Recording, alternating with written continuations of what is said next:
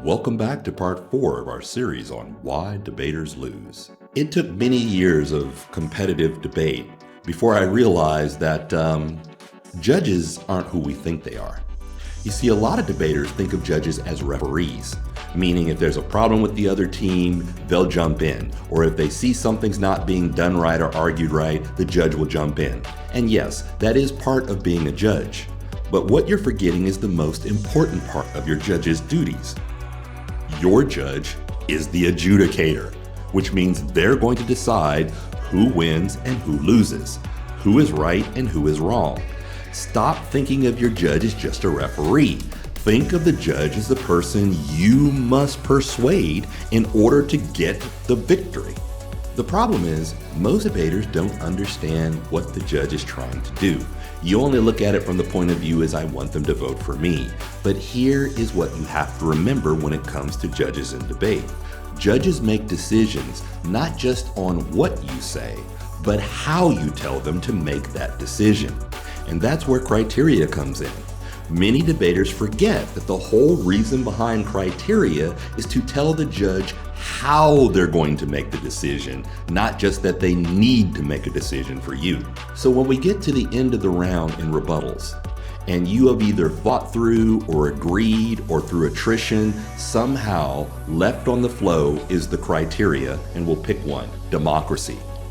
Well, now you have told the judge that whatever they're going to vote on, whatever issue it be, war, economics, whatever came up in the round, the lens through which they're going to make that decision is democracy, if that is your criteria, and you won that criteria. That gets rid of all the other impacts. They can stand up and say, well, you hurt the war effort. They can stand up and they can say, well, you hurt politics, or you hurt this, or you hurt that.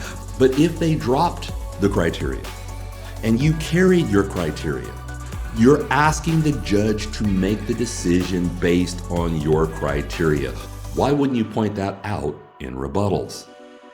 The problem is that you get so consumed at aiming your arguments towards the other side or listening to yourself talk that you forget the person who makes the decision is the judge.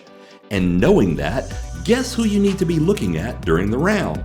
Not your flow, not your partner, not the other side. You need to be looking at the judge at least 80% of the time you are speaking.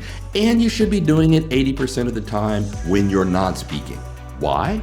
It is impossible to know what a judge is thinking, but it is very possible to know how a judge is thinking. If you watch judges, most of them have tells. If they're buying something, they're shaking their head, they have that look, and most importantly, they're writing it down on the flow. If that judge's pen is not moving across the flow, you are wasting your breath, they're not buying your argument. Also watch their facial expressions, subtle nods, where their eyes go. If they're buying it, you'll know it. If they're not buying it, you're gonna know it. But if you're not looking at the judge 80% of the time, you will not know how they're thinking, and chances are you will be picking the wrong arguments and wasting your time. Ultimately, you wanna be talking and seeing the judge do this. Oh.